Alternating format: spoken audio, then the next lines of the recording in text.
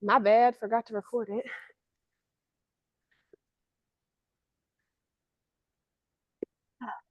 Okay, and then from there, we're gonna do a shoulder car. Car is a controlled articular rotation. So the main thing is to not go through it fast. We're not like whipping our arms around really fast. We're taking our time through the movement and stretching, finding those sticking points and working through them. So I usually do 3 to 5 each side. So I'd probably check that that's her. We're gonna start. You can do the standing, but I'm already on the floor. We're gonna reach back with our arm, keep our elbow locked out, and then find that sticking point where you are, and then rotate, and then come around, ending with your palm out from your thigh, and then reaching back, and then coming back around. You're gonna find some sticking points, and it's gonna be a little bit different, yeah, for everyone, and it'll be different side for side as well. So find where those points are, and like you don't want to like it's like okay that's it and stop. Really work in those sticking points and make the shoulders. What do you mean work in those? Come a little closer. See how you guys are doing.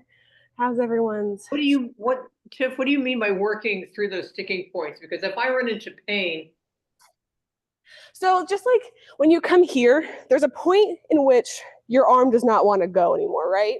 yeah. So instead of like we're not like trying to like hurt ourselves, we're not trying to like push pain, obviously. But there's a point where you can kind of like push and like hold in that point, hold in that instability, and Okay. twist around in it, and then twist around. Okay. We're not trying to like, and then like in this back part, like obviously I don't want to like push my shoulder to the point where it hurts, but I do want to find that sticking point, twist around in it, find where that limit is, and then come around. Okay. Yeah. Beautiful. Yeah, and then you switch your side, and then on your opposite side, it's going to be different, and you're going to have a different sticking point. Yeah. Yeah, so we're coming back and reaching all the way back. Yeah, it's a good stretch. Yeah, the sticking point on the back is the real one, and you'll find where that point is. And you just kind of sit in it and then come around. Yeah. It's crunchy. And crunchy is the yeah, like especially if I do this first thing in the morning, my shoulders are like and that's totally normal. But as you practice this, because this is something I do every day, even if I'm not working out, it's just like a thing I do, you'll find those limits will be pushed. So this position feels much more comfortable, which is what we want for sport, because this is our rest position in sport. And I say rest as a very loose position. It's where we can rest. We can't put the bells down in sport. Once they're up for the rest of the set, and it's for 10 full minutes. Yeah. Also, when you're going, make sure we're not like arching back, following. Thanks. And you're just finding those points.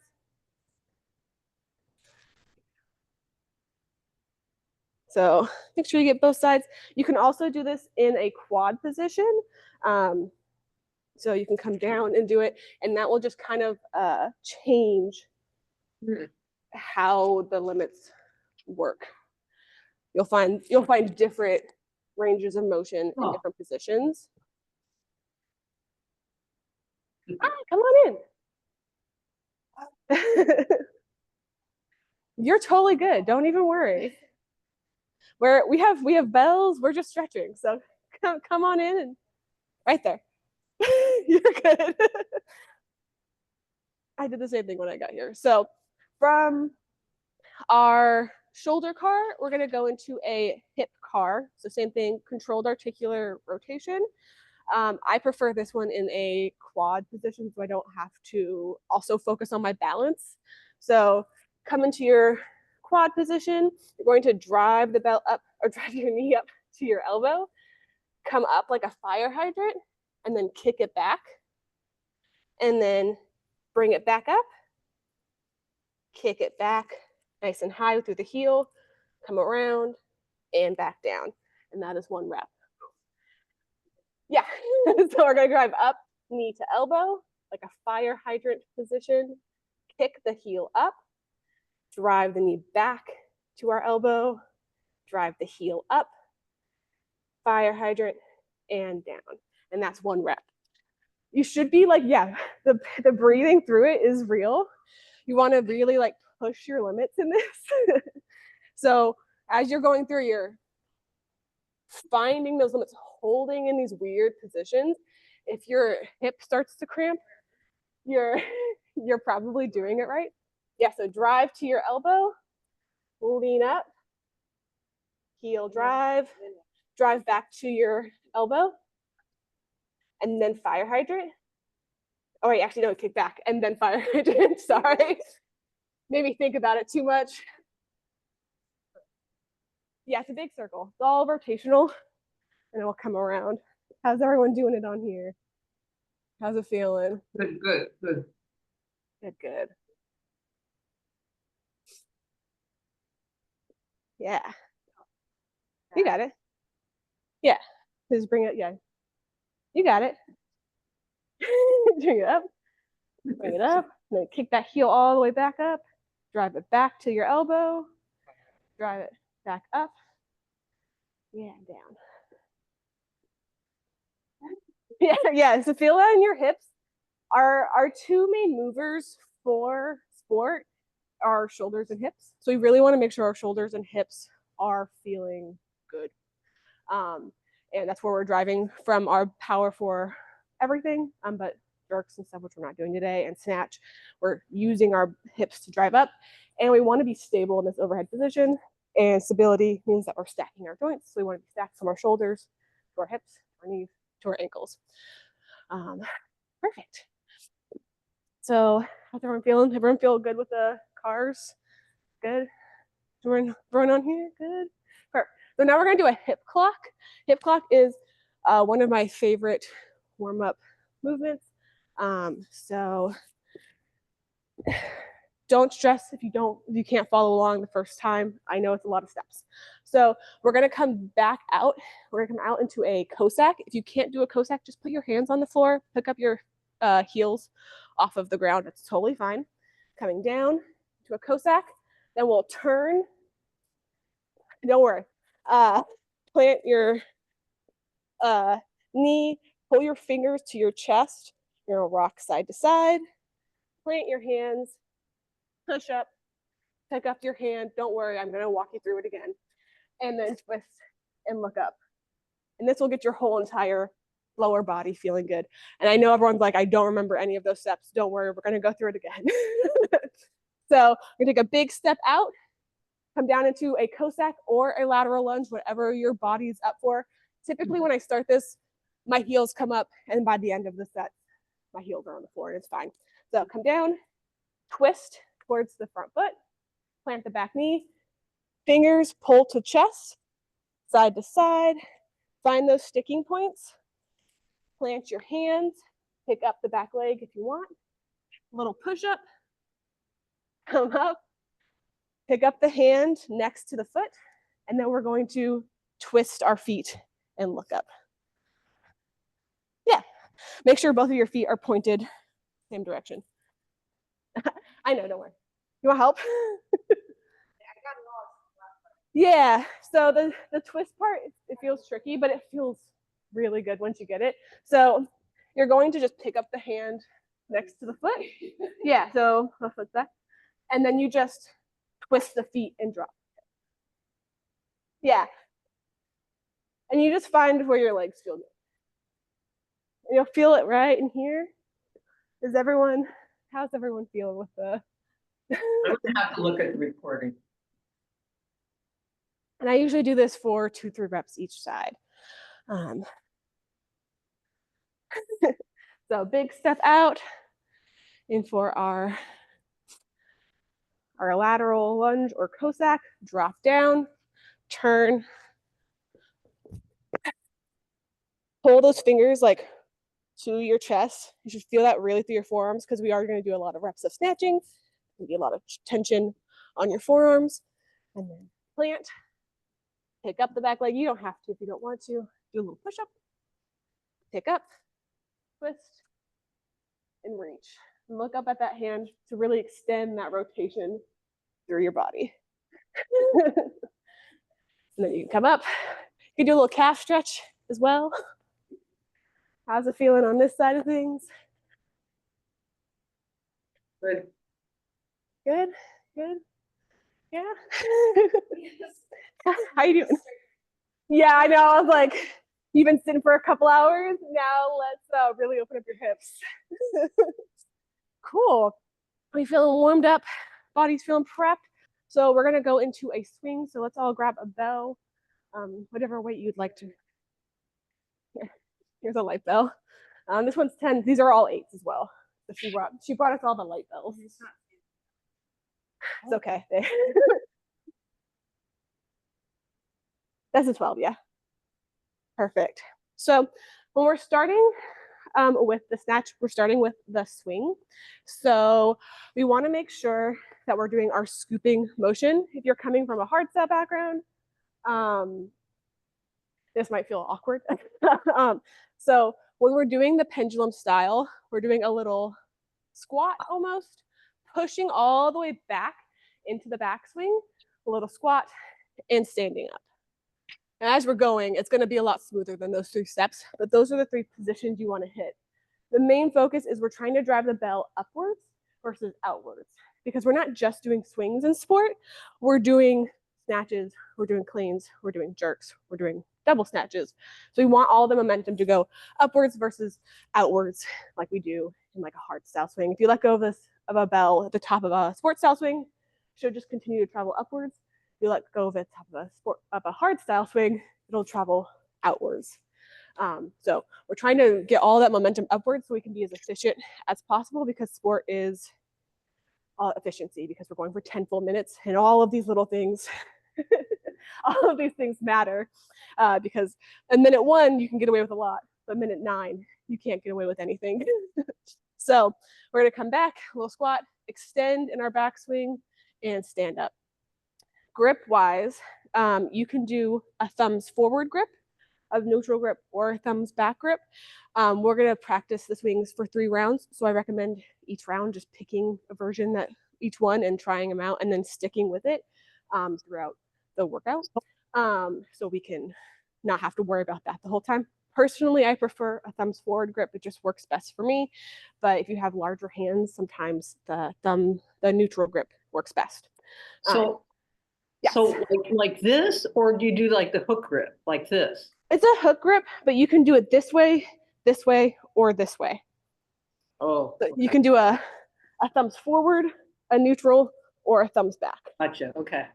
But regardless, I do have like hook grip finger on one of my Gotcha. fingers, Yeah. depending on how fatigued I am. Kind of depends on which finger I can grab a hold of.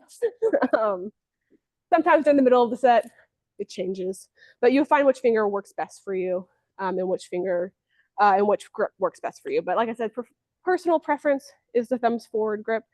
If you're coming from hard style, generally you guys do a thumbs back grip, because that's what you do in hard style. So let's practice the grip, the swing, Jesus, and come back and find that lift. So let's hit like 15 reps each side.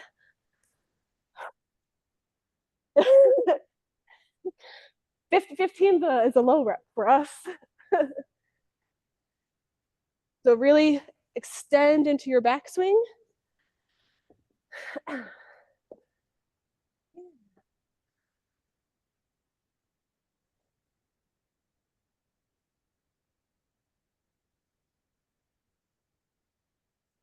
Make sure we're really driving the backswing. Great. Perfect. Yeah, I know you can do it. Yeah, you're doing a good job. I'm not worried about your swings. Yeah, it's okay. We'll get there. We'll get there. Perfect. Whenever you're done, just set the bells down and we'll keep going. So the other thing with sport is our breath is switched. So instead of doing that hard style exhale up, we're exhaling into the backswing. So we're coming down, big exhale back into the backswing, inhaling up to help with that drive upwards. So this will feel awkward. Main thing focus now is just breathing. Don't hold your breath while doing the workout. But it's just something to keep in mind as we progress through your exhaling down, inhaling up, which will help a lot when you start doing the insertion and the lift parts. So make sure also we're coming back. Our arm is really tight into our backswing. We don't want to be low below the knees. We want to be basically using the arm to help push our body backwards and into our backswing.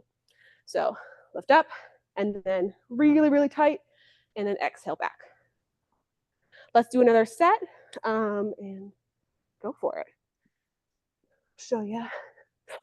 Big drive up, as you can see. No, I'm just showing. I'm just doing a float. You can see the bell is transitioning, flipping upwards versus going outwards. So really try to find that float point. Good, good, nice and tight there. Beautiful. Good swings. Nice work, everyone. Looks solid.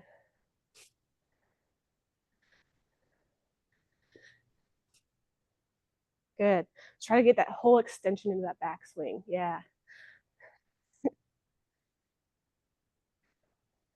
You're good and good. Good drive upwards. Perfect. Nice. And now we're going to go. Nice work. Cool. How's everyone feeling? No, we're feeling a little breath here. Everyone feeling good on this side? Great. Yeah, I see you. Don't worry. Nice work. Everyone's swings are looking really excellent. Do we have any questions on the swing? I feel like the swing is not the issue we have with anybody here. So I do have a question. yes. So I've been snatching pretty much solid for the last, say, 3 or 4 months. And so my understanding is that if your technique is good, you're not supposed to have calluses at the base of your fingers. They're not supposed to be really developed. But I'm getting like blisters developing under my calluses. It's quite, I don't know what I'm doing wrong. That is probably going to be on our drop. So we'll get there. I felt it now during the swing. Yeah. So, I mean, like getting little calluses is totally normal. We all sport lifters have calluses. Main thing is to just shave the calluses down so they don't get too big. And do a little bit of hand care. I tend to do that like after the shower. And yeah, I do that too. Yeah. So we'll see. We'll keep practicing and we'll see if I see anything on the next thing because it looked really tight and your backswing was really solid. So we'll just see where that regrip is. Where are you holding it in the bell? Like where are you back corner? Like where are you holding the weight in the bell? Like kind of on the back corner of the handle. So when you're holding the weight, it should be like on that pit between your fingers and your thing, and that's where you want to catch it. But not to hog the session, but a couple weeks ago I was doing that. I was snatching and the bell flew out of my hand across the garage. And thank goodness it didn't, because I was basically I was like this. You can see. Yeah.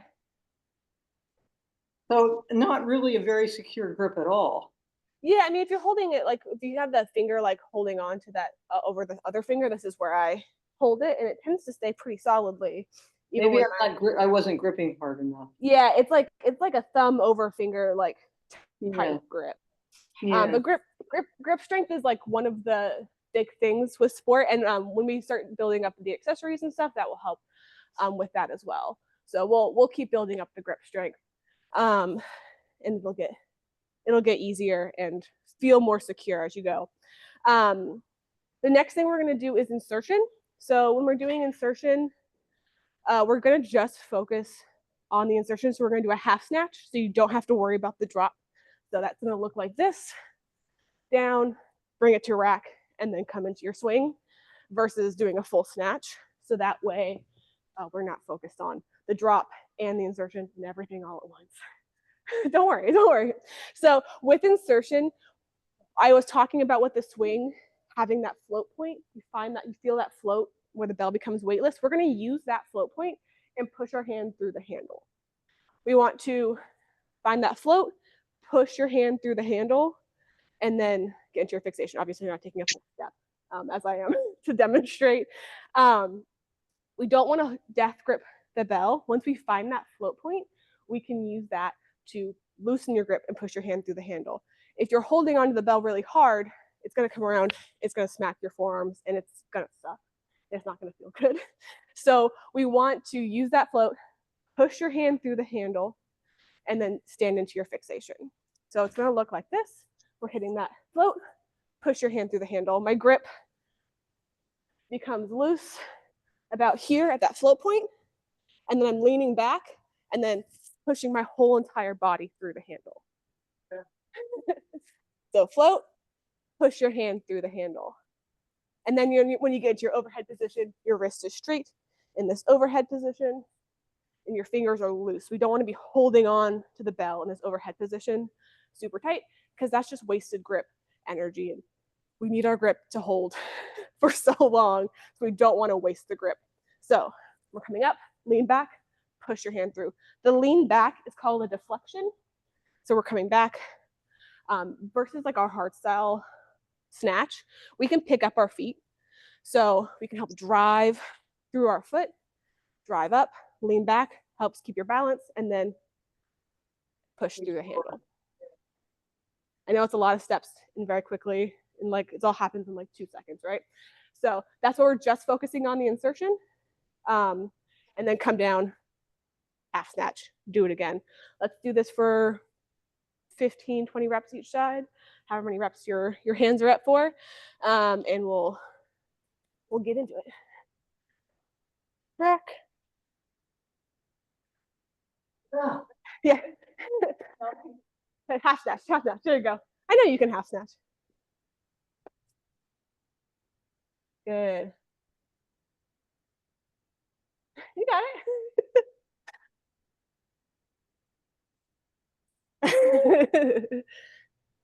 Good, good, good.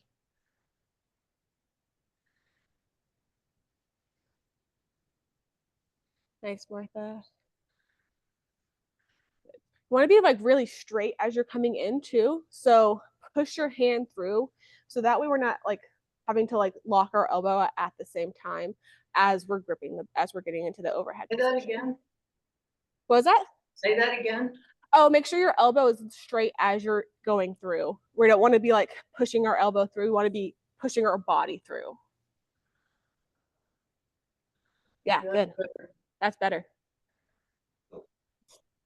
And it's going to look a little bit different for everyone because all of our bodies are different. We all have different strengths, weakness, arm lengths, and all of that comes into play. So what my perfect snatch looks like is going to look a little bit different than Angelica or my. I have a similar issue, but that's enough for another time.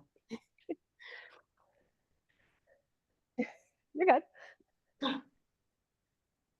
Yeah, so loosen your grip, then push your hand through. So come back. See how it's coming around and hitting you? So we're coming through. It's here, loosen, punch. So we're here, punch. Yeah. Yeah, a little, even a little bit earlier. Yeah. Really just like punch your hand through. Yes. It's not gonna go through, right? No, it won't. Like honest, yeah, your thumbs are honestly like I've never once I've failed a lot of times doing lifts. Never once has my hand gone all the way through the handle and the bell come on my forearm. And I do all sorts of dumb things with lifting. I flip kettlebells. I do all sorts of stuff. So this position is really secure. How's everyone feeling? Forearms, everyone forearms feeling okay? Good, yeah. Yeah, please ask questions. No, ask away. Yes, the kettle. Just existing. Mm-hmm. And I like this one is super comfortable, but I've noticed some hurt just being like inserted. So I end up inserting like this feels uncomfortable, like super shallow like this, but like with some of my other bells, it feels better this way. Is this like wrong if I just do a whole snatch set inserting like having No. it not all the way through? You know what I mean? No, I think as long as you feel comfortable and the bell is stable, I don't think there's anything wrong with it. Like as long fixation, which is this overhead position where we're stable, and this is when our reps count, is going to be different for everyone. Like you've seen in competitions where the legends category, and they're out here, and this is their fixation. So where your shoulders are and where your forearms are, where your hands are, is going to be different for each person. So if that feels best for you, your body, and it feels stable, then that's the right one for your body. I think the main thing with sport and the cool thing about sport is that it's going to work and look different for everybody. So it's just finding what works for your body versus like what my lift looks like. Because the way I lift is going to look very different than Dennis Vasily. Not that I'm comparing myself to Dennis Vasily, but like his body is different than my body. Or Kim Fox. We're built differently. Our arms are different lengths. Our torsos are different lengths, and that all comes into play. So finding those positions that feel comfortable for your body, mobility wise, and everything wise, and knowing that that will change as you go through a 10-minute set, and knowing that that will change as you progress through your strength training and through your mobility, is totally cool.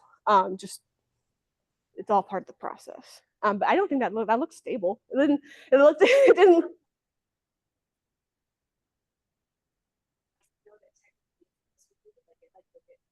Yeah, if it hurts, it hurts. I mean, you could also get like a sweatband too. Yeah, I was like, you could get a sweatband too to just take the pressure off the forearm as well. And that's fine in any competition that I've been to. So if that's another thing, sweatbands are really handy. Kettle guards specifically are longer for the wrists if you're learning the technique. Does anyone else have any questions on insertion? We're going to do another round too. Anyone? I Yes. have a question Yes. about where you're holding the bell. Yeah. So typically I grip kind of up here in the corner, Mhm. but I see that you're a little bit more kind of centered here. Can you talk Yeah. about like that choice and Yeah. So when I do my snatch, I hold the bell in the back. When I regrip, this is where my pinky's like almost on the back corner. To the point when I first started doing, I kept getting blisters on the back of my pinky, which is a really weird position. But I find that that gives me lots of space to push my hand through because I deflect quite a bit. Like I lean a lot when I'm doing my sport lift, especially as I get heavier. I lean like a lot and I go like laterally. So having all of this gives me a lot of space to push my whole body through the handle versus here, and I find like I get stuck almost. That makes sense. totally? Yeah. Yeah, thank you. And then like when I come back, when we do the drop section, like I just totally slide my hand all the way down the back of the handle. But that's just where I feel most comfortable. I know people with bigger hands, men, tend to do more of a middle grip because that just feels more comfortable for them and they don't have to push their hand through the handle as much. But because I don't have like the physical strength like that, like men have a physical strength where they can kind of just like pop their hand through a lot easier than the ladies can. So having all that space to push my whole entire hand through the handle gives me just more momentum and makes it feel a little bit more comfortable for me. Cool. Yeah. I hope that Great, makes sense. thank you. Yeah, Yeah, totally. Like I said, if anyone ever has questions, you can just pop on in and let me know, and I'm so happy to answer. So let's do another set of the insertion. Make sure we're coming back. We're kind of getting that lean, that deflection, pushing all the way through the handle. Make it feel exaggerated when you're going. We're leaning and we're pushing. It's going to feel kind of silly, but I promise when you look back on video, it's not going to look that exaggerated. It's going to feel a lot more exaggerated. And that's the other joy of sport is we can pick up our feet so we can help counterbalance that. So the foot that is doesn't have the bell, that foot stays planted, and this foot helps drive up and then drive your hand through the handle and then rack it. If you want to, you can do a full snatch and push your hand through the handle. Arm is straight, landing in our fixation, joints stacked in that overhead position because that is our rest position for sport. This is where we get to hang out and be calm and rest, catch our breath. So let's get another set, and we'll come around and yeah, that's now it's inserting fine. oh. I stole it from my brother. I'm glad I sanded it. Yeah, that's better. Yeah, not hitting your wrist so much. Yeah. Yeah, that's what I'm here for. Yeah. And it's even like a little bit earlier. Just push it through. Yeah. Okay. Yeah. Like it's gonna fall on me. It's not gonna fall on you. Okay. You have it. And honestly, like the thing with I know people are always afraid of dropping the bell. You can get out of the way. Like I literally like juggle kettlebells and like flip them and I don't drop them on myself. Like so like you're an athlete, you're coming to a CrossFit gym, you have enough bodily awareness to be like, oh, it's not gonna work. And you can you'll know if it's gonna hit you and you just go, that's what the floor is for. Yeah. Good. And loosen that grip just a little bit more. Yeah. You got it. That's better. Do you feel the difference a little bit? Yeah. It hits the wrist a little bit less. Yeah. And when we're doing like 200 reps in a snatch set, all of these little things, all of these little tweaks come into play. You can, when we're doing 20 reps, you can have the bell hit your forearm a bunch of times and it's going to be okay. But if you're doing 200 reps, it will hurt and the grip will fatigue. Yeah, that's great. We're going to do a drill called a clock insertion drill to practice inserting earlier. And just know it's not going to feel super normal. Don't freak out because you're going to be loosening the grip at all sorts of different points here. So, what? You're good. Don't stress. So the clock insertion drill, we're going to loosen and punch your hand through at 3 or 4 different points, depending on you. And we're going to just push and float. And push and float at all the different points and then into your overhead position. So we're pushing your hand all the way through and down. You don't have to pause for as long as I am. I am doing it for a demo. It just has to be a push down and regrip. Just push your hand all the way through that handle early, low, really weirdly low, honestly. And then once we start getting to the regular snatch again, it's going to feel a lot more normal. Do a few reps each side. Yeah. See? That's better. I like this. You like it or you don't like it? I like it. Oh, good. It gets mixed reviews from my clients, so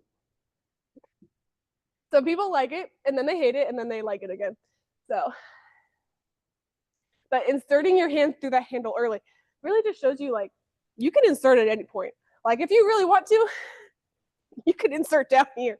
Why would you? You don't need to, but you can. You have that power, and pushing your hand through that handle is gonna make it a lot easier for you so you don't insert so late that the bell comes around, flips in your hand, tears up your palms, and then bruises your forearm, because tearing up your palms, bruising your forearms is going to result in your set ending early. And we don't want that. We don't want our sets to end early. Anybody who's been on a platform knows that all we want to do is finish the stupid set no matter what. So we want to give ourselves every advantage that we possibly can. So now that we've practiced this insertion drill, let's do another set of the half snatch. And punch your hand through that put your hand through that handle at about eye level, no higher than that. and no lower than like chest level. Find that point in where your float feels the best and push your whole hand through the handle, push your body through the handle and loosen your grip. And that is where you're going to find that insertion point and then get into your overhead position. Good? We've all practiced our insertion? That's Yeah.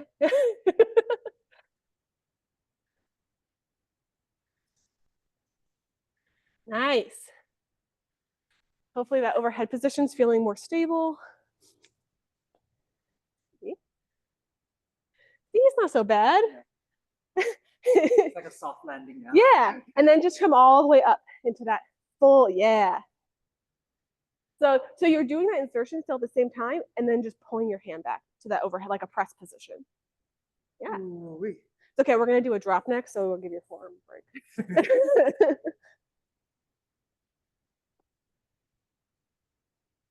Yeah. You're holding on. You felt it, but you felt the difference there, so that's what's important. Good. Good drop. Nice. Yeah, insertion timing is looking better, everyone. I know it's not easy. This is like one of those, like the insertion, the drop. I mean, obviously that's like the basically the whole lift, but that makes a difference in it. Focusing on one piece instead of focusing on all of it all at once makes it easier so you can be successful versus like I have to do the drop, I have to do I have to do the insertion, I have to do fixation. Find that one thing that you're working on when you're doing your sets, and just focus on them, and then as you go, it'll feel more and more comfortable. Do we have any more questions about insertion before I shift to the drop? We're gonna do more sets too, so if more questions come up, you can always ask. Well, I have a question, like and I've heard it from other kettlebell gurus before that Yeah. if there's something you're working on, so you just work on that. I mean, you're obviously you have sets and stuff to complete, but that particular aspect, you just work on that for the entire session. So usually I'll pick one thing to focus on each set. So if I'm doing 5 sets of 2 minutes, the first couple of sets I'll focus just on insertion. The second couple of sets I'll focus just on drop when I'm like tweaking something.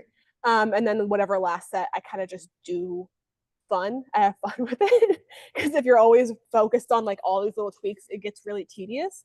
So I think it's really valuable to have a set where you're not like, oh, I have to do this. I have to think about all of these little tiny things and just sort of do it. And sometimes when you've done all the practice and you've thought about all the things for all the other sets, that last set just feels really good. And you don't have to think so much about it. If that makes sense. I have after your insertion and the fixation, Mm-hmm. the bell does land on my forearm. Does that mean it's because I'm inserting too late? Yeah, it could be inserting. Yeah, probably inserting too late. Because when you're in your overhead, your hand should be, through the handle, and like in this full position. But like Angelica was saying, her insertion is a little bit shorter, and that if that feels comfortable to you, it's mostly dependent upon like your body. So if your insertion might be a little bit shorter than what my insertion is, because just our body length and strength. Like arm length plays a big role in all of this, because if your arm's really long, you're going to have a lot of space to insert. If your arms are shorter, your torso shorter, you have a little bit less space to work with, and all of that comes into play. Mm-hmm. Yeah, and she's saying that the distance is shorter if you don't come all the way through and insert. So finding where those insertion points, like we're not going to get it in in a 10-minute practice session, but now you can feel that difference, and as you go through your training sets, you'll start to be like, oh wait, and we'll click, and it'll start to feel better and tighter. So let's do some drops. Drop is what we can do for this. You can do a full snatch if you want to practice it, but you can also just press it and then do the drop, however feels best for you today. Main thing with the drop is we don't want the bell to be out here. We want to be in really, really tight to our body. So we're cushioning the drop. It's almost like we're coming into like a half rack type position. We want to be in super, super tight. If we're out here, the bell is going to start tugging our shoulder. It's going to start tugging our hand, and we're going to tear up our hands. And we don't want to tear up our hands. Nobody wants to tear up their hands. It happens, but we don't want it to happen. So the more you can cushion and get your arm in tight to your body, the more control you have over the bell. The farther the bell is from your body, the less control you have over it. So what we want to do is avoid this space between our arm and our body. Once again, the nice thing about sport is that we can lift up our legs. We don't have to stay planted. So as we're going down, we can pick up our leg and let that help you meet the bell. Like that drive up. This is a long ways to go, right? If we're standing up nice and tall, we're doing like a hard style snatch. You stay up really tall. You can't lean back. You're supposed to stay upright. But for sport, we can lean back and we can let our leg help meet our body and then go into our backswing. And then finish it, and then we do the insertion part of it, or you can come into a clean and press it overhead depending on what you want to practice. Second thing is initiating the drop is when we do a hard style drop, we flip the bell over the top, right? We kind of do you just kind of go over the top, which is fine if you're doing 20 reps.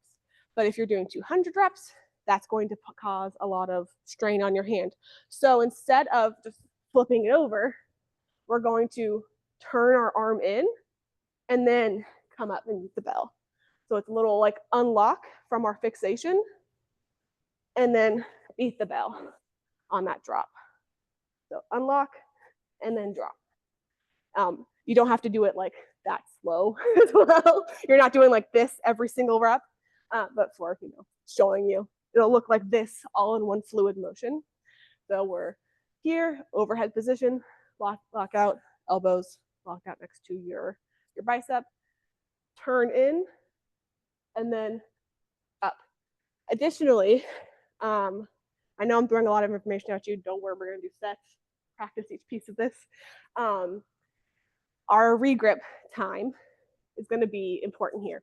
If we regrip too early, we're going to tire out our grip earlier than we need to, right?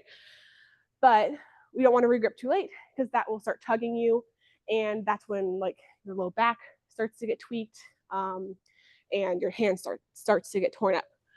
So we're here in our overhead position, unlock, meet the bell. I am regripping about chest to navel level. So find that position, and that's when you regrip. For me, like we were talking about where my hand goes, I come from my overhead position here, and then I'm loose, and my hand slides all the way to the back of the bell. For you, it might be a different position. So find where that feels comfortable. I like to be all the way in the back of the bell, so I have lots of space on my insertion. But generally, you want to give yourself some space. You don't want to regrip right here at the top of the bell, because then you're going to have no space to reinsert. So we want to push our hand through the handle. So coming down and pushing your hand through and regripping on that drop. Down and loose, then regrip, backswing.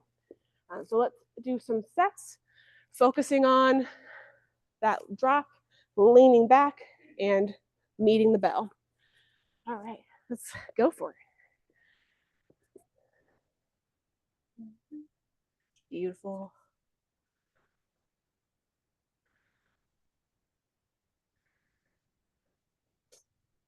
Yeah.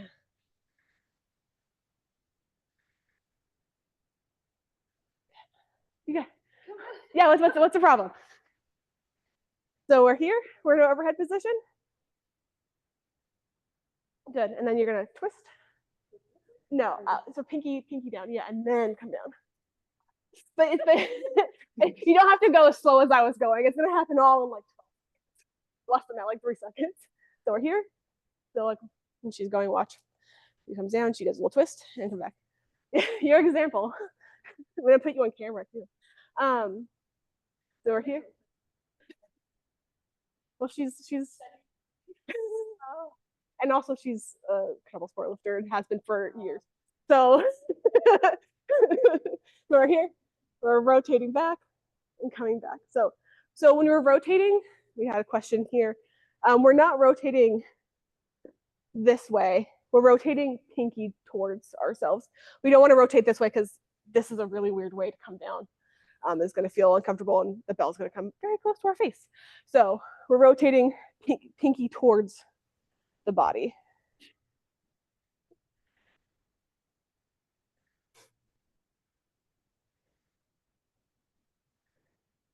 Beautiful.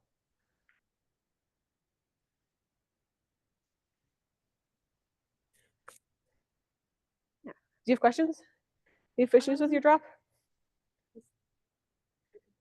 Yeah, it looks great. I think you're not getting as deep in your backswing. You're shortening your backswing. Oh. Yeah, don't shorten. The other thing is we don't want to like cheat ourselves here. And I know we're all using lighter bells because we're practicing, right? We're not doing like heavy normal weights that we normally would, but practice like you play like you practice. So make sure you're coming still into that backswing. That's like we did with the swing where we're getting all the way extended into our backswing, because that is the power that's going to drive us up. So we don't want to shorten this and like stop here, get all the way back. Even if we're just practicing, even if we're just warming up, we want to make sure we're getting all the way in to that backswing. And that deflection helps with that as well, because we're coming back and your body just wants to follow it. So you just let your body follow that momentum, come all the way back. Yeah, do you have a question? I had a question about where our opposite arm is supposed to, what is our opposite arm supposed to be doing while we're snatching? The opposite arm is just following. So when I'm doing it, I post my videos all everywhere, and everyone always is like, what is your other arm doing? It's just along. I don't think about this arm. This arm is just happening, and I have no control over it.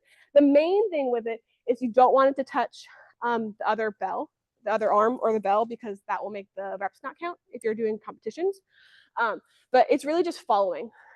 So it's coming along with this, and it kind of just it ends up here. For me, I have like a little T-Rex arm half of the time, but mainly we're coming all the way back, letting it follow, and not letting it like rest on our body.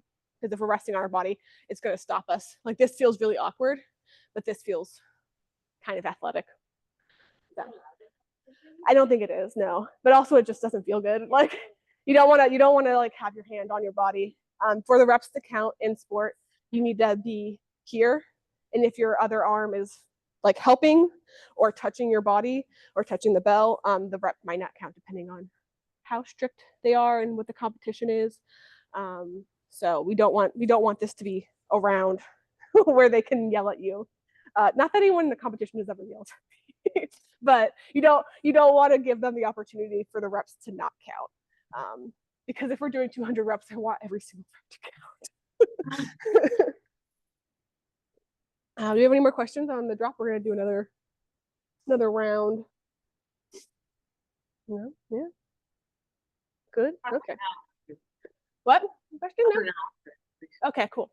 So when you're doing this one, find that regrip zone, find where that grip feels good, and extend all the way in the backswing, exhaling in the backswing, inhaling up.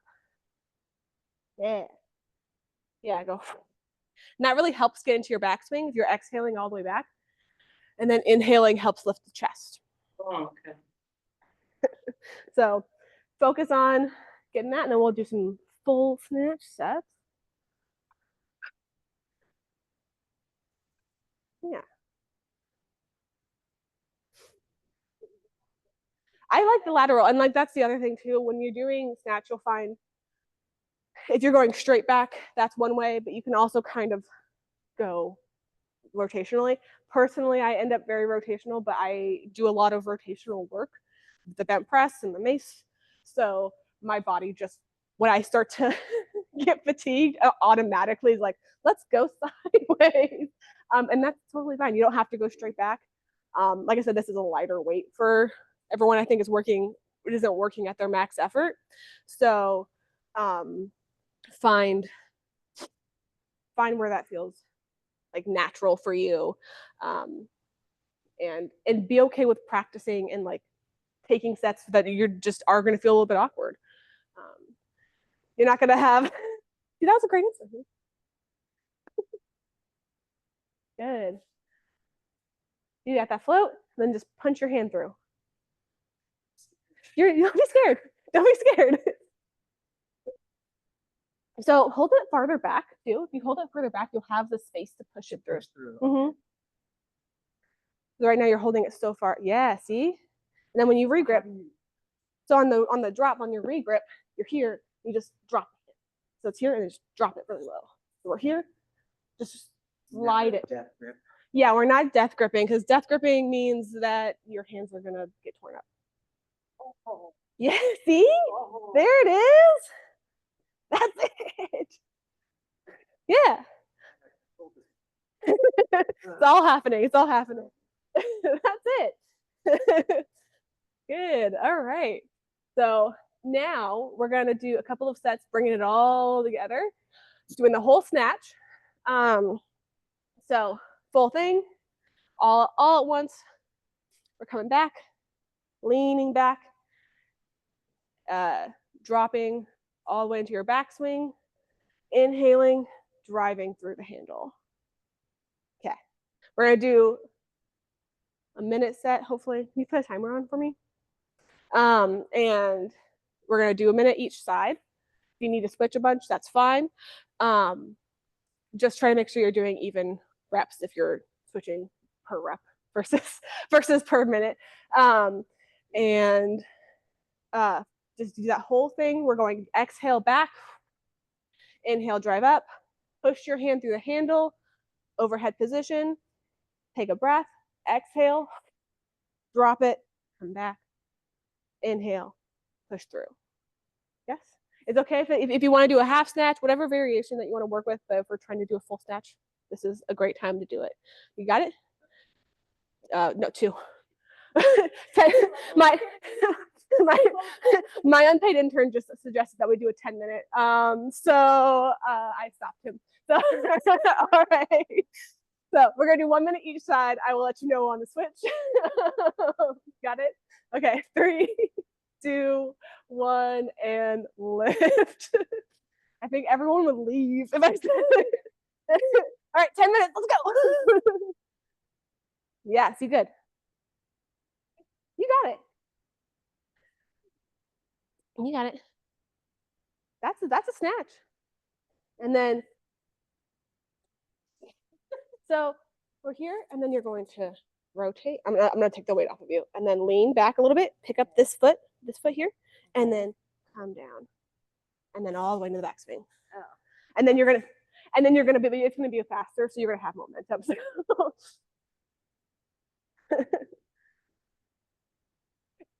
Yeah, it's not like a super intuitive when you first start, but as you go, this will just start to feel what it feels like. Like I have a really hard time doing a hard style snatch. Yeah, so that's right.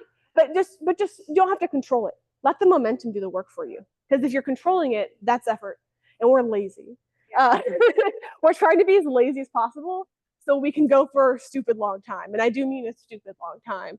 So here, and then just like it's gonna go. Just let it go and follow it. Yeah. See?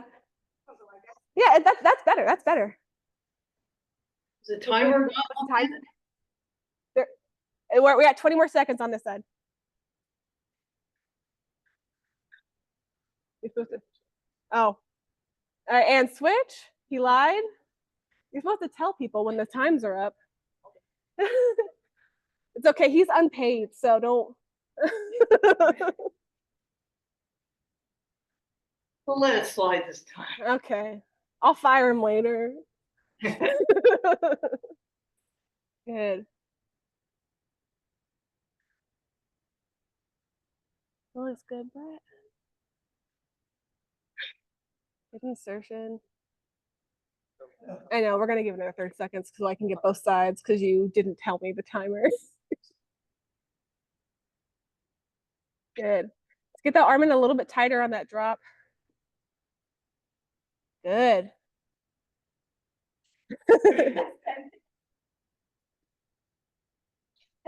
Good.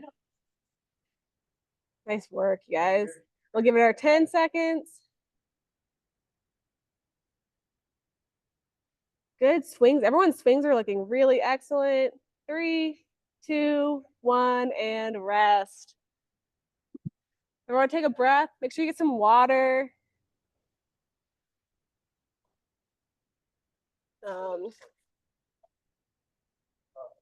How's everyone hands feel? Everyone have any questions after doing a full snatch? Hands feeling okay?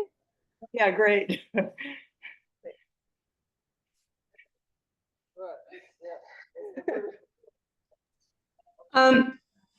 Is there much of a rest as you come down? Because I think that's where I've really been going wrong, is coming back down with the belt. I haven't really been. So the rest is here. Our rest is our overhead position. So we do like a half snatch when we're practicing, but like in a snatch set, this is the rest. So it needs to be a little bit more fluid. Because I think what I'm doing is I'm kind of yeah, you're kind of doing like a half snatch. Yeah. But like a half snatch, like a tap rack, almost like you're coming down from like a long cycle rep. So when you're coming down, just like instead of like stopping the weight, let the weight keep going. Like the weight wants to go down, right? Like as you're going, the momentum's going down. Just follow that momentum and let it do the work for you, so you don't have to use your muscles. Because obviously we're using muscles throughout this, but we want to come down and like the bell wants to go. Let it go, so you can just use that momentum into your backswing and then transition it into your insertion on the drive upwards. Yeah. Okay. That's great. How's everyone? Anyone else have any questions? Right. You're getting there. You just gotta. Honestly, it's just a confidence thing. And that's the other thing, like with bells and like insertion and timing, it's just doing it. Your brain is going to want to talk you out of doing a lot of the things that we're doing. So don't let your brain tell you things. Your brain is going to be like, this is really hard. We should just put this bell down. This is really tough. I don't want to do this. And if you let it do that and let it talk you out of doing the hard things, because it is hard. Like sport is objectively a hard thing to do. We're going for 10 full minutes. Your grip is fried. You're having to breathe. Your core hurts. Your legs are tired. All of these things are happening. So your brain's gonna be like, this is really hard. What if we just stop doing this? So you have to ignore that little stupid voice in your brain and just tell it other things like I can do this, and just focusing on specific pieces. Like when we're doing this, find the one thing that you want to focus on for this set and just think about that.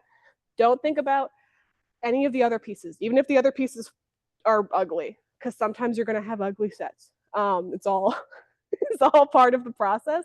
Every sport lifter I know has had lots of ugly sets. I've had more ugly sets than I care to admit to. And like I have plenty of videos of me messing up my reps. I have plenty of pictures of my hands completely butchered. And that's just part of it. So we don't obviously want our hands to be butchered, but knowing that that's part of the process makes it a little bit less daunting. So when we're doing this next set, take a second right now before we get started to think about what you want this set to be focused on. It's going to be an actual 2 minutes because I'm going to steal the watch so I can actually time it better. And we're going to do the 1 minute switch each side, and we're going to breathe through these reps. So we grab the timer. Think about what your focus is for this set. Get ready. 2 minute set. Focus on one thing. Pick your thing that you're going to focus on. Everyone in the ready spot? Yep. All right, we're going to go in 3, 2, 1, and lift.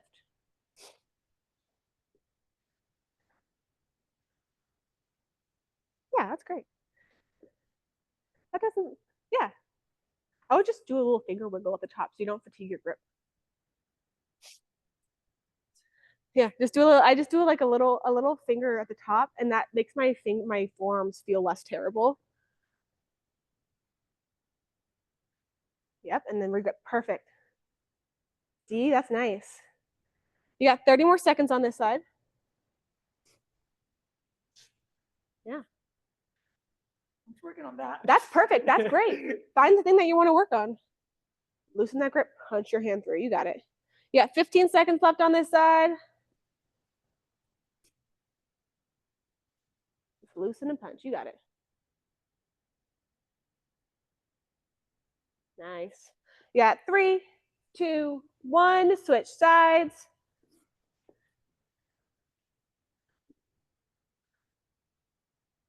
Good switch, Amanda. I know you actually do sport, but good settle before you do your next reps. I love it. You got 45 seconds, just a little under. Nice. Get into that backswing. Very beautiful. You got 30 seconds.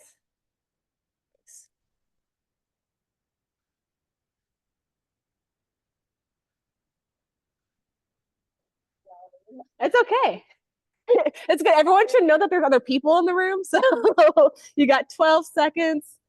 So at a competition, what happens if you lose your balance like I just did? Your set's done. Oh, It's okay though for training. We got 3, 2, 1, and done. seriously, your set is done if you lose your balance? Yep.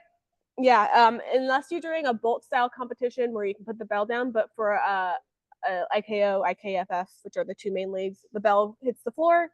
No, the bell is still aloft, but you have lost your balance. Now you should shuffle a little bit. That's okay. Okay. Like if you do like it just would be a no count at that point. So like you can have bad reps. You can have I think up to 5 depending on the league. And the no count being like if you're doing a snatch and you end up like this or something. Yeah. This would not count because no you don't have control over it. Or if you have to like you like have like a weird rep or you drop it funny, you can have up to 5 of those, and you'll have a judge in front of you in the competition, and they'll tell you, what's going on. That's the nice thing. No.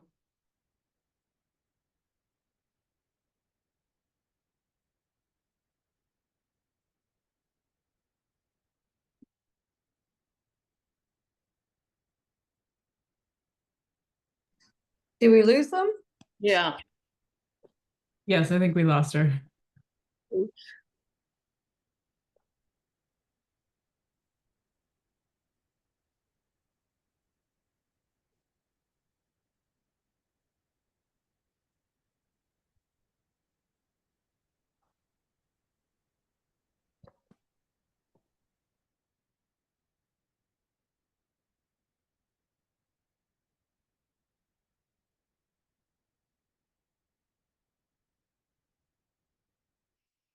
You can even see that.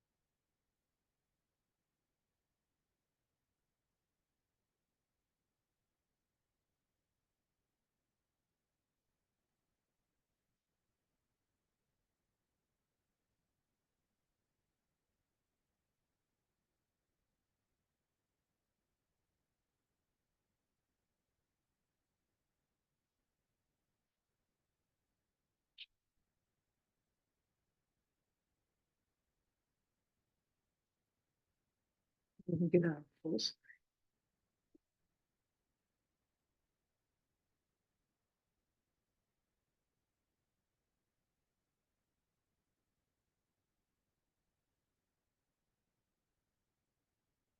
Those? I think she's back. Sorry, their Wi-Fi crashed. We're back on phone Wi-Fi. Is everyone here still? Yes. Yep. Okay. My goodness, I'm so sorry. Make sure it's connected to my microphone. Okay. Well, we got a nice long rest, so that's good for everyone. That was all part of the plan, actually. I just wanted everyone to have a good couple of minutes before we do another set. We're gonna do one more snatch set. Going 1 minute each side. Pick a different focus this time. Did I answer the question? Did it cut off before I finished answering the last question that we were talking about? It just fully shut down. That was so wild. This is gym Wi-Fi. Okay, cool. Is everyone ready for another set? Great. This is the joys of internet training. Okay. Perfect. Last step before we start working on some accessories and stuff. So it'll be fun. We're get a little bit of break for our full hands. All right. So we're gonna go 2 minutes, 1 minute each side. Get that full exhale. Inhale, drive up. Push your hand through the handle. All righty. Let's go in 3, 2, 1. Snatch. Oh. Can't believe the internet died on me. It was rude.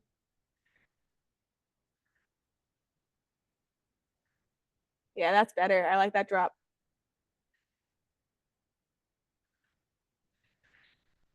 Make sure you're getting that whole pendulum, really driving all the way back. You got 30 seconds down on this side, 30 to go. Beautiful. Yeah, you got it. Yeah. It's so hard. Yeah, it's the waiting. Nice. You got 20 seconds left on this side. Good.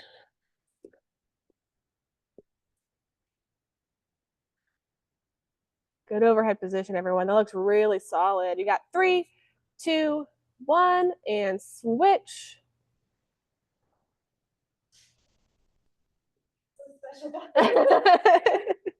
You look good. Here, I'm gonna put her on camera so everyone can see.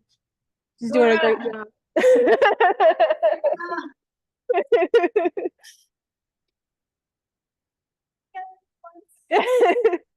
You got 30 more seconds on the side. Good. Nice and tight on that drop.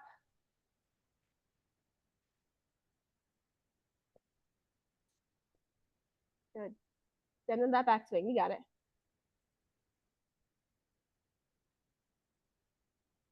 Good. Want that bell really tight to your hips. Last 10. And 5, 4, 3, 2, 1, and rest. Nice work, everyone. That's really the worst of it, I promise. And that, so we've broken down the snatch at this point. So now we're gonna find some accessory. I'm gonna show you some accessories that I find to be very helpful in building the technique. So we've done all the things, we know all the things we're supposed to be doing. Putting that into practice is a different thing entirely, right? Like knowing what to do and doing the thing are two different things. So now we're gonna do some accessories that I find to be very, very helpful, that I do with all the people that I work with, that will help build our strength in the weird positions. So we're gonna start super easy. We're not really gonna practice this one because presumably we all can do it with an overhead hold. In snatch, yeah, you did come here for that. In snatch, this is our rest position. This is where we get to like catch our breath. So we have to practice overhead holds. I tend to do this in a weight that is like one weight heavier. So if I'm competing at 16, I'm holding a 20, just so I can get comfortable under weight. So Obviously for practice purposes, whatever weight you have is fine, but we're just gonna bring the weight up and we're just gonna hold. That is an overhead hold. It is exactly what it sounds like. Just make sure you're in like the position that you would be in for a snatch. So I try to make sure that I'm in like snatch spot. I'm not doing a carry because when you're doing a snatch, you're not carrying the weight, right? So we're just holding.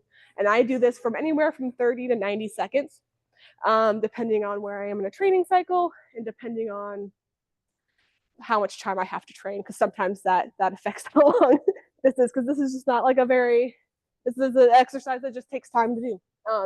Make sure that when you're in this position, your joints are stacked. We're in a good overhead position.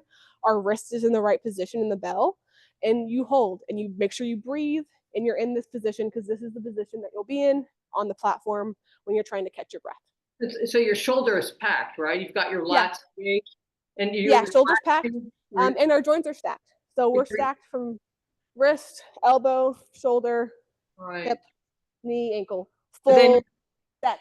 The more stacked you are, the more control and more stable you're going to be. If you're out here, this is unstable and it feels not good. And I know at some point in the set, this is sort of what we end up looking like, but this is really stable and is going to use less energy.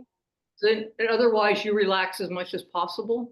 Yeah, that's the position that you are resting in, and then you're kind of relaxing through the reps, hopefully, as well. But that hopefully we're relaxing through the reps a little bit. But that is the overhead hold. I don't think we need to really practice that one so much, unless you really want to. But I feel like we all know how to do an overhead hold. But now we're gonna do a low swing, which is one of my favorite accessory exercises to really work on that lower power of the snatch. So for that, we're gonna just do this low part of the swing. So we're coming back into our back swing and then here. And this is the whole entire swing. And we're letting we're keeping our arm connected to our body. Show you on this side. And just here. No, you stay connected as much as you can. Generally speaking, we'll do this at a heavier weight as well. Is if you're doing it at like an 8 and you're lifting, a 12 usually or something, it's not going to be very effective. And this is going to be really good for 1, increasing like power, and 2, working our grip, and 3, making your quads burn. So it's going to look like this.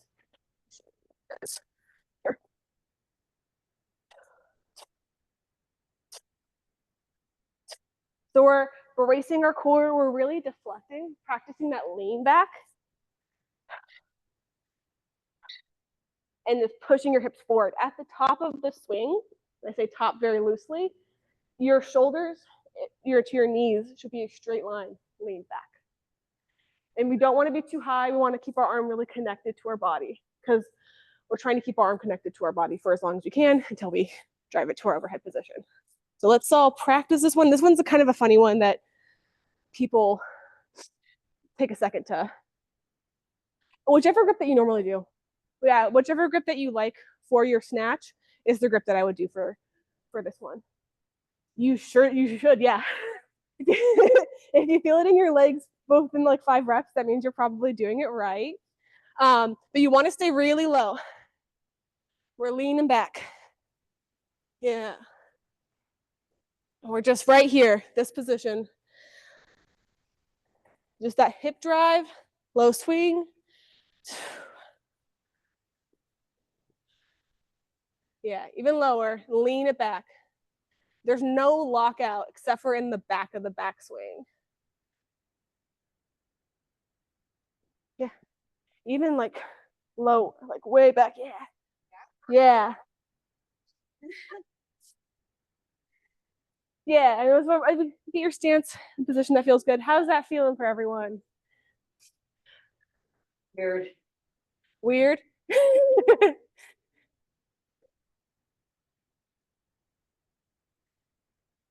Even less on that drive. We're just doing that first 2 initial pieces of the swing. So we're just doing backswing, first drive. Backswing, first drive. Bell stays really connected to the body. You like that one, yeah?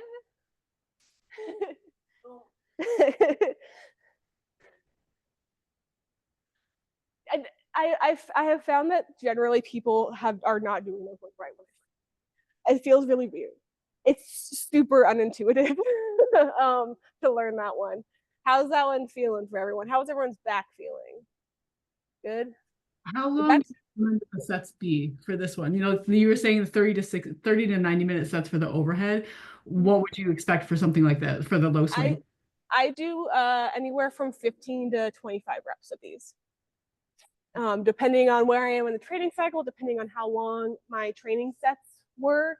Like if I did like 8 minutes of snatching, I'm not going to do 30 reps of this because I don't hate myself. But but sometimes you're at a training cycle where it's really hard and you do like higher reps and higher stuff. But like it's anywhere in that range. It is a higher volume practice, but all of sport is a higher volume practice.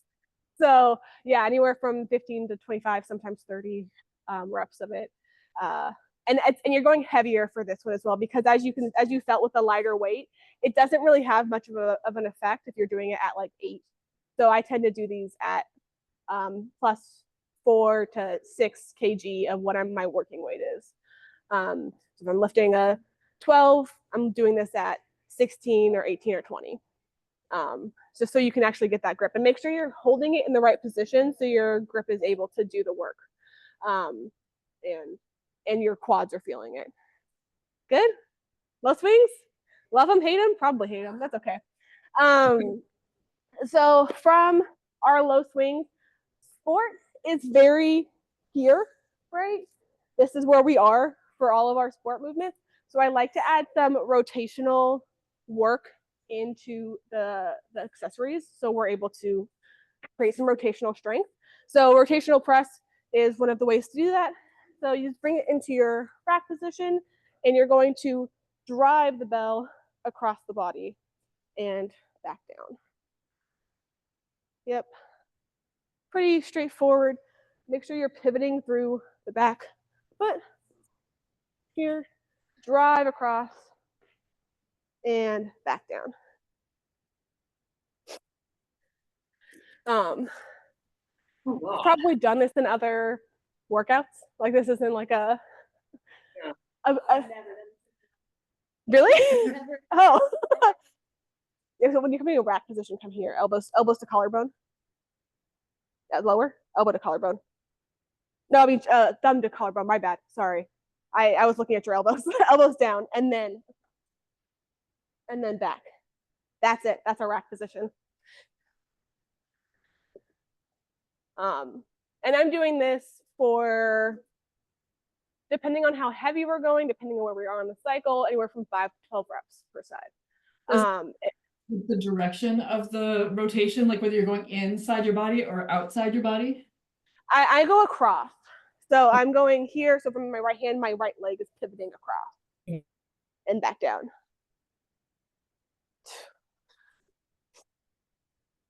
You never done these before? Oh, well, I'm glad I could bring these.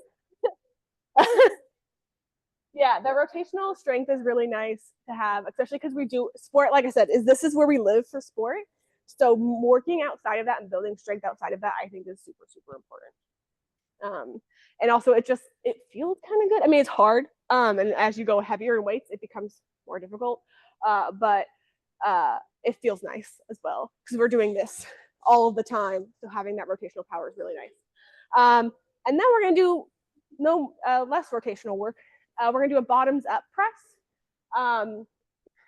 We're doing a lot of stuff with our wrists and our forearms. So having stability through this position is really important.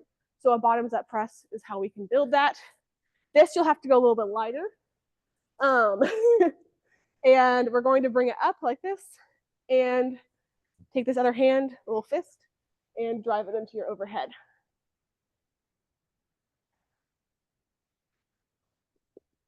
And this is and look at the bell too. Keep your eye on that bell. And know that you are going to have a different experience on each arm.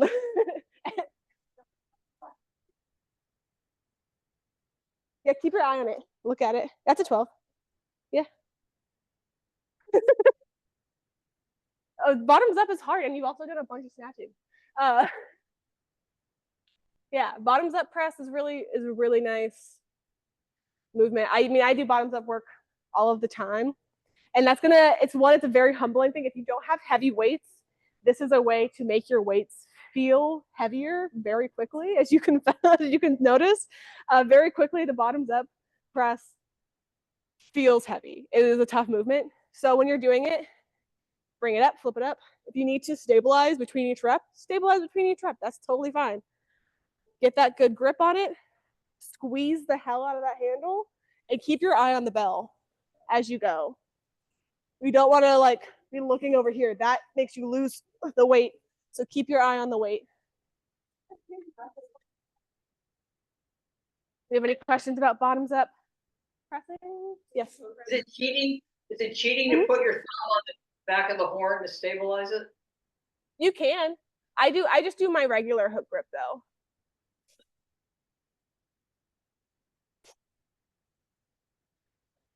What? 18 pounds. Yeah, I'm holding it like this. Okay. This is how I hold it. And you'll do this for a lower amount of reps because it's hard. Until you get like stable with it, it's hard to get like a high rep count with this. And if you're practicing it, if you have to re-clean between every rep, you have to re-clean between every rep. That's part of it. So re-clean and re-stabilize. If you need to push it, if you need to like stabilize between each rep, it's all part of the learning process. You're still building the strength and building the stability through your wrist. So when you do get into a snatch or a regular press, it will feel more stable. Cool. Let's do tricep extension, which is also probably an exercise that people have done before.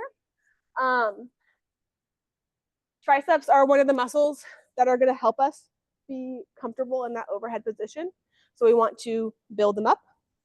So you can do this like a regular two-handed tricep extension. Make sure we're not like arching our back like this because that doesn't do anything for you. You want to be stable, core braced, and push it overhead. If that is feeling easy, you can also do it single arm. This sometimes doesn't feel good for people's elbows, so if that is a thing that you know doesn't feel great, stick with the two hand. That's just as effective. Hold it on the side of the horns. Yeah, there it is. So this might not feel great for some people, and that's totally reasonable. So not all of my clients can do this movement because it adds a lot of stress and it doesn't feel right for their bodies. So if it feels good, this is nice because you can do single arm reps, and doing unilateral work is always handy. Yeah, so you're here and you just drop it back. It's hard. Yeah. Yeah, I saw one of my friends does a lot of jerks, and this is an exercise that he does all the time. So it's a really good stabilizing movement. And also like a variation of a movement that you're probably already doing. I feel like most people are doing tricep extensions. We're also going to do a windmill. So windmill is a really good exercise. Get those shoulders a little bit more mobile. So you bring the weight up however you can, however you want to. And there's a couple of different variations. We're going to start with 1 foot out. So whichever foot is opposite from the bell. And then you're going to hinge, keep your eye on the bell, come down, track your arm along the leg. You want to stay nice and tight and keep your eye on the bell. And come up, hinge, and up. Yeah, and you'll find a different. You might be a wider stance. You might be a narrower stance. Find where that range of motion works for you. And if you can't come all the way to the floor, that's also fine. You can go to your knee, you can go to your hip, and just make sure you're bracing your core and keeping your eye on the bell. That's the main thing. This back leg stays straight, but the front leg can bend. So push, and you're pushing those hips out and standing up nice and tall. Also a nice bit of rotational work because we do a lot of work right here. So it's nice to open up the shoulders in a different way. Yeah, this one feels good. I love windmills. I do a lot of windmills. Grab a quick.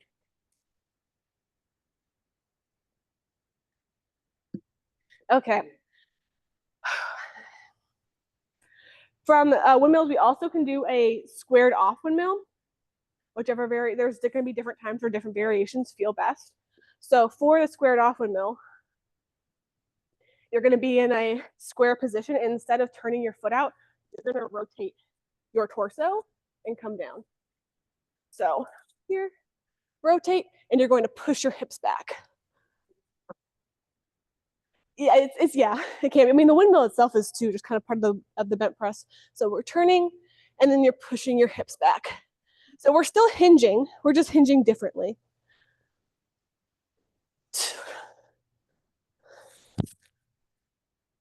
So here, turn, push the hips. We're staying squared off. Yeah, there it is.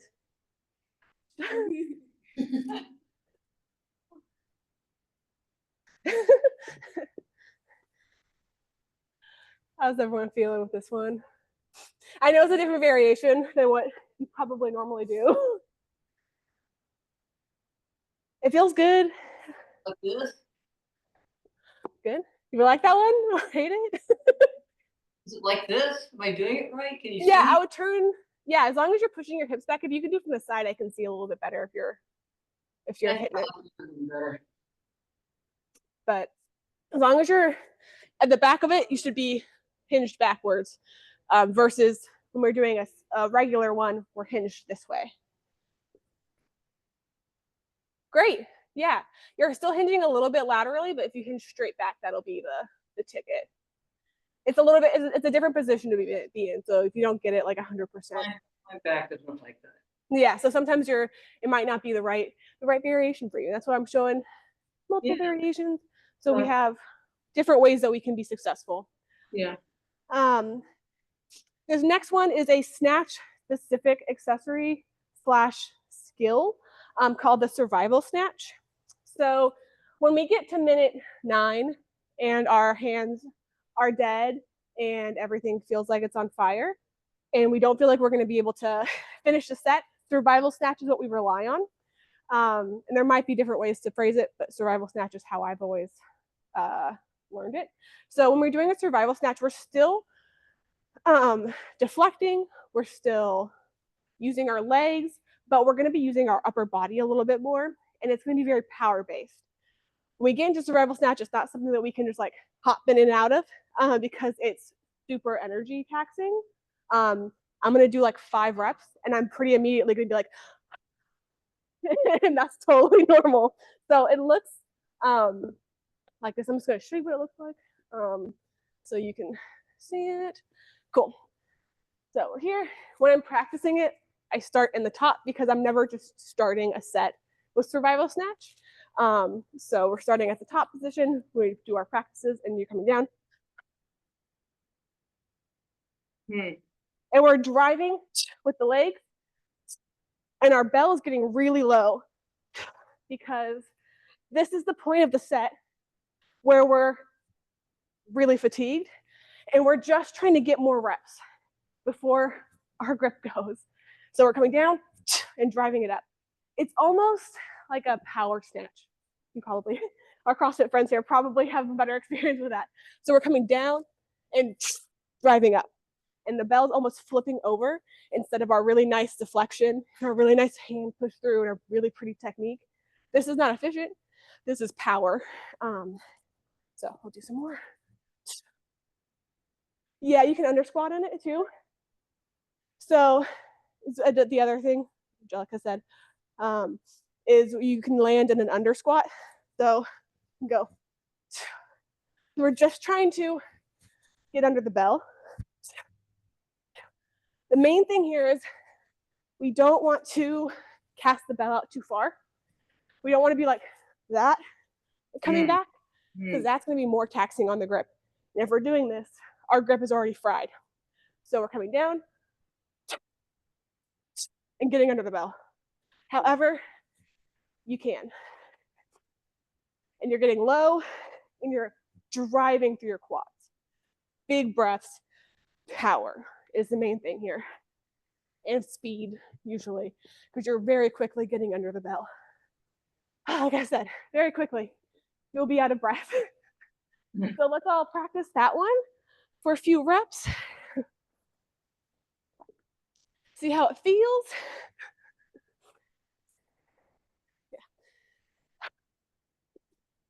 Yeah. Make sure you're still hitting that fixation. You're locking out. And our backswing is like, we're still going backwards, but we're down with our backwards. And like, this is not plan A. This is not plan A. This is, we are dying, and there is 30 seconds on the clock, and I will be damned if I do not finish this set. That's what this is. So we're just practicing it. This isn't something you're like, I really want to do this. This is something as a skill that you want to have. So when plan A and B don't work, you have a way to do it, which is important. We want to have backup plans so we can be successful. Oh, how's that feel? Hard? Yeah, cardio, like I said, very quickly. That? Yeah, that's better. That's way better than the first set. That was good. It's like almost my more hard style. It's like the really low. Okay, that's good. Yeah, it's like a hard style dumbbell type snatch. It is not efficient. It is exhausting. So this is not a thing you want to like just do, right? This isn't like, oh, I'm in minute 3.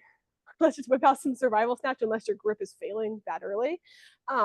This is something we want to have in our back pocket for when things fall apart. And things fall apart often, so don't worry. Cool. Anyone have questions about survival snatch? We're going to go into some mobility real quick. Cool. Great. So you can put the bells aside now. I'm going to do some mobility work. So I've been talking about it a lot, but our two main things that we need to focus on are our hips and our shoulders.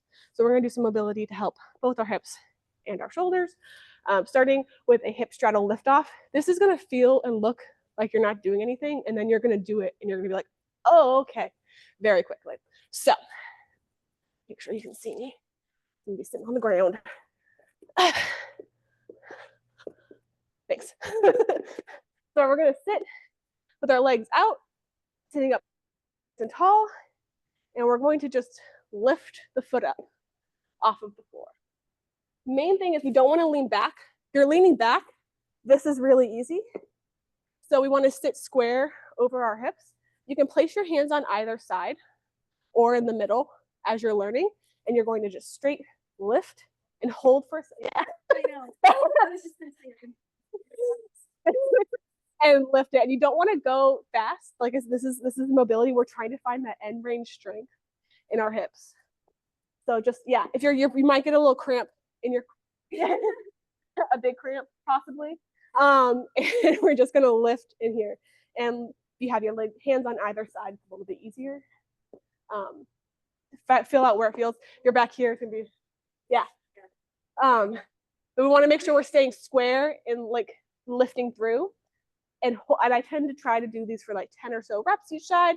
As you get more proficient, you can hold for a certain, I play around with it. So like when you're going, play around with where you feel it the most. So like here is pretty easy for me. Here is a lot harder for me. So find where those weak points are, and build those weak points, because that's how we get stronger. And with my left leg, not as good at it as my right leg. So you just have to find it, and try to not cheat, because your body wants to cheat and go like this because this is a lot easier. That feels good. This kind of hurts a little bit pretty quickly. Yeah, everyone like that one, or are we all friends still? That one gets people very quickly. And then as you progress as well, you can add like a yoga block, and you can go over the yoga block,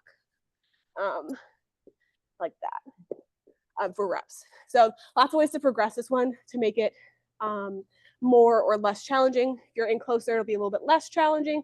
Wider, it can be more difficult, depending on if you have like internal or external hip strength or weaknesses. Yeah, any questions on that one? I think you feel it pretty quickly. Yeah, good, okay. So next one is a prone lift, and then prone pull. That's what I can lay on the floor. So we're doing this one, we're straight on the floor, hands out in a Superman style, and you're going to put your forehead on the floor. I'm not going to, so I can, talk to you. And then you're going to keep your feet planted, and you're going to lift through your shoulders. Keeping your arms packed, you're not like coming up to your ears, you're staying packed and just lifting through your shoulders. And it'll look like this. And find that end range where it feels like you don't want to just like do little like Superman lifts. Find that pull and hold for 5-10 seconds, depending on where you're at, and then release. Breathe, lift, hold, and breathe.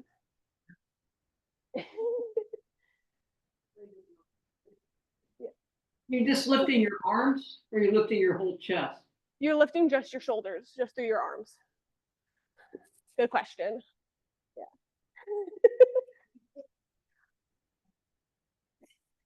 These mobility movements, I know, like when you're looking at me doing them, you're like, okay. But once you start doing them, you kind of feel them very quickly, and they do make a difference in your sets long term. You won't feel the difference immediately, but you do start to feel just a little bit more stable in these positions. This one that you can very easily, will you grab my mini band out of the back of my bag? It's my purse. You can add a mini band on your arms, and then you can do a pull back. Hopefully I'm getting a mini band right now. I can show you.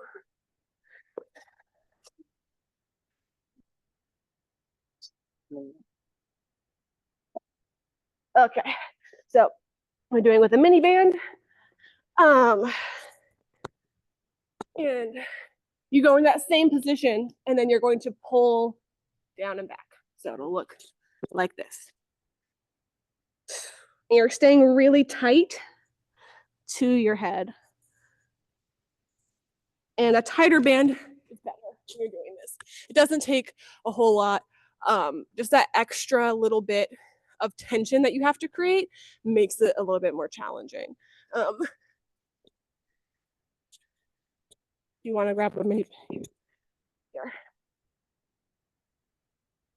Try with a mini band. It doesn't, like I said, it doesn't have to be, you just hold that tension, create that tension, and pull back. Yeah, see, like just a little bit. It doesn't have to be like a super heavy thick band. It can be just a medium-sized band, and creating that tension will help make your shoulders feel that more. You pull the band back until it touches your head? What was that? You pull the band down until it touches your head? Could you? I pull it past the head, so you're bringing your hands down towards your shoulders. This is the position I'm ending in. You're just keeping it in really tight. You don't want to like go around your head. You want to like kind of graze your head as you're going. Okay. Yeah. Cool. And then we'll do a 90-90 lift off. So we're in our 90-90 position, or rainbow or shin box position. And from here, you're going to be here, and we're going to do lift offs. Little tiny lift offs. Make sure we're not like lifting off like this. That doesn't do anything for you. And you might want to put your hands down or hold onto your other foot sometimes. And you're just doing little lifts. The hip straddle kind of works more internally. This is going to work more externally on your hips. Yep, that's perfect. That's the right spot. If you're, we want to stay more square. It's just little tiny positions. For me, I have worse mobility in my external positions, so I get a lot less off of it. And I'm doing this for 10 to 15 reps. Yeah, and if you can't bear it, and like really, if you can't get your foot off of the ground, that's totally normal. The intention of lifting it is going to make that difference. Yeah. It feels like you're doing nothing, but you are doing something. You're like a millimeter off of the floor. And those I do as accessories, not all on the same day. Generally speaking, I'll usually do one of them in combination with some of the other accessories we've done, and others depending on clients' strengths and weaknesses, and what they're working with and what equipment they have. But all of that's really helpful for that. I wanted to talk a little bit now about strategy for sport, because sport is a lot of fun. We love doing it, but you can go in a little bit too hard. And if you go in too hard, too fast, all of the technique things that we've learned is kind of moot. So we have to go in with a plan and not too fast, because with a lot of other sports, when we're doing strength training, you just have to do the reps and then you're done. You can do 15 reps, you can muscle through 20, and then it's over. But when we're doing sport, we have to plan, which is kind of a pain in the butt sometimes, but it's really, really important for it. So make sure I have my notes so I don't forget things. So first things first, pacing. You feel out when we're doing those like 2-minute sets. Even by the end of those 2-minute sets, if you go too fast too soon, your hands will start to go and your pace will start to go and your cardio will start to go. So you want to find what your pace is for these sets. And that takes time and practice. And if you have a coach, hopefully they're like helping you find what that pace is to start with. For me, when you're pacing, I know that if I want to hit 200 reps in a snatch set, that's 20 reps per minute. How do I get there? I don't usually start at 20 reps per minute, because sometimes you have the plan to start at 20 reps per minute, right? And you're like, oh, I want to get 200 reps, but didn't sleep very well the night before, you didn't eat well, your stomach feels kind of funny, you traveled and you sat, and like all of these other things make a difference. So we start a little bit slower than that. And know that you can sprint at the end, and knowing that what your speeds are. So like, I know that I can hit 25 reps per minute with a 12 kg bell. So I know that I can start off my set at like an 18 reps per minute and be very comfortable having that sprint pace at the end, so I can cover up those last reps.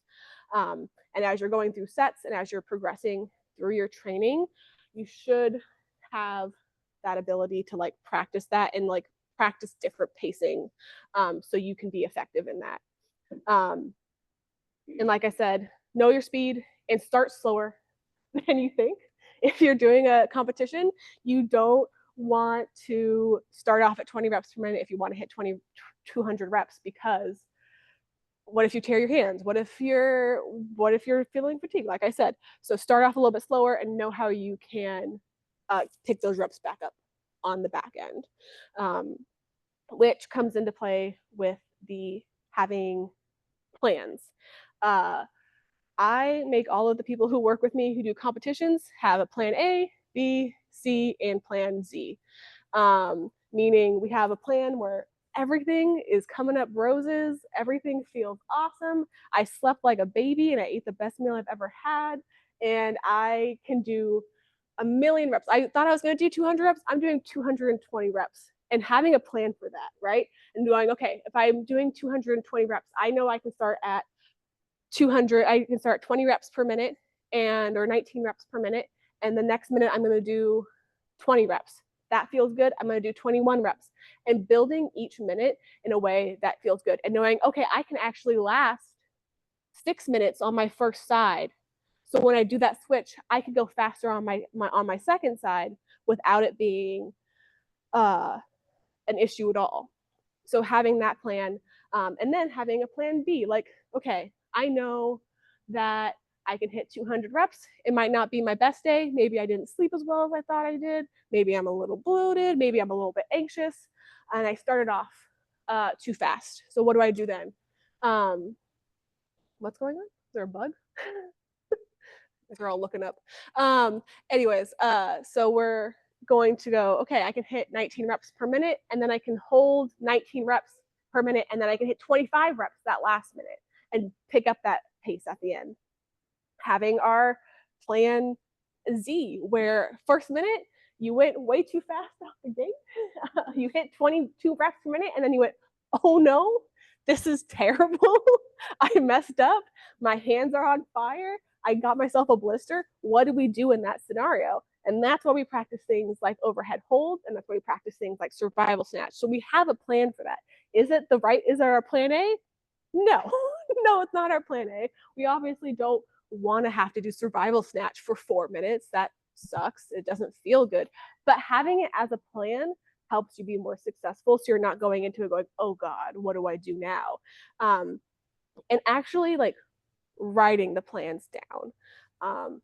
You can like have it in your brain, that's fine. But if you actually write the plans down, that makes like such a big difference. And having things that you can tell yourself in these scenarios as well. So like I have little mantras that I tell myself that I've written down. So I know when I get to minute 8, and minute 8 is for me the worst minute. Minutes 7 and 8 are the worst minutes of the sets for me. And I know that's when my brain does not want to do it and is fully talking me out of doing the sets. So having something that you can tell yourself instead of your brain being like, this is really hard, we should put the weights down. Like, I've trained for this, I am strong. Having somebody in the audience who's watching your sets have things like I've given my husband full scripts to tell me what to tell me each minute of the sets before. I've done that, and I do that with clients very regularly. Like, what do you want me to tell you? What do you need from me in these sets? And they have different mantras and things that they want me to yell at them so they know so they can get out of their own head. Because when you're on the platform, it is you're on a platform with other people if you're doing it in a competition, but it is really just you on the platform. So having things that you can tell yourself and get yourself out of your own head is so, so important. So having things written down and all of those things are really, really valuable. So you can be successful, because your brain's a nightmare. Does anybody have any questions about like having plans or pacing or anything? What are some of your favorite mantras? I've trained for this is like a really good go-to one. Just one more rep is also one. I do just one more rep. I can do just one more rep for 8 minutes.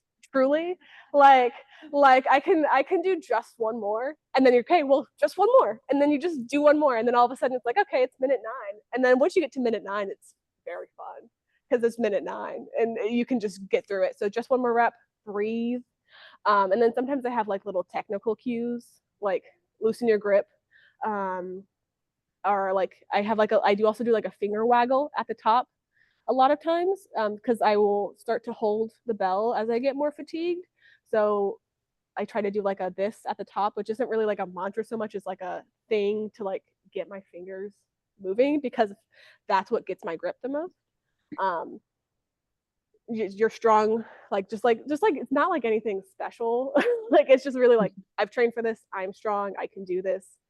Breathe, one more rep, one more rep, one more rep until the timer goes off. And those are some of the ones. And then I've had clients who have like very special like lyrics or something that like have been really helpful for them during their training cycle. So that's a thing that they use depending on the music they're listening to. If you're training at home, it's really helpful. If you're like doing competition sets at home, you can just play that same song over and over again. I coached a client through a set, and she listened to the same song for the full 10-minute set because it had a good pace and tempo. And she and whatever the lyrics were, I couldn't hear it over Zoom. Like did something for her. And then at least in the competitions around here, you can request songs. At the one in Everett where we competed, and I requested songs. So when I was like, okay, can you do this song? Like halfway through the set, and they'll do it for you. So that's really helpful as well. But I think, is there any more questions before we wrap up? I have a Great. question. So What? if when you're on the platform, you can see a timer. Yes, there's a big old timer right in front of you with your rep count. Okay. Mm-hmm. Yeah, at least in all the competitions that I've been to, they have been. And unless you're doing it like at home, in which case you have whatever you normally have. I have some clients who've never competed in person; they only compete online. In which case they just have me going, "You've done 10 reps every minute or however many reps they've done," which is probably less motivating than having a big platform and an audience full of people cheering for you. But that's the other thing with sport is like if you go to an in-person competition, everyone wants you to win. Like there's not a single person in that room who's not rooting for you, even if you're like competing against them on the platform. Like everyone wants you to do your best, and everyone knows, regardless of how much weight you're moving, regardless of what lift you're doing, they know how difficult it is and they want you to do your best. And there's the energy in the competition setting is so phenomenal. And it's just a big old family of people just like, this is really hard, thanks for being here, let's go. And that's a really special part about sport. Is there any more questions before we wrap up? No? Cool. So as we move forward as like a what's next situation, I have a few different ways that you can work with me. Winter Spark is my winter training special that ends next Saturday. It's 4 weeks of custom programming and 2 meetings over Zoom, plus like feedback from me all the time. I have Steel Stamina, which is my kettlebell sport group programming. We do monthly like office hours where you can come get feedback from me. And then I have form checks. So if you don't want programming, but you want to get feedback on your technique, you can just send me a video and I will send you back a video. And you can get all of those through my website or through my link in bio. But I really appreciate all of you being here, and I hope to see you all soon. And if you have any questions about sport or anything, feel free to reach out. And thank you so much for coming. Yeah. We're going to send us the recording. Thank you. You're going to send us the recording, right? Yes, and then I will send everyone a recording of this probably tomorrow because I have to like upload it to YouTube and everything. So you'll all get the replay as well with all the details about all the things. So. Perfect. Thank you all so much for coming. I really appreciate it. It's wonderful. Thank you very much. It's good. Sweet. See you all next time. Bye.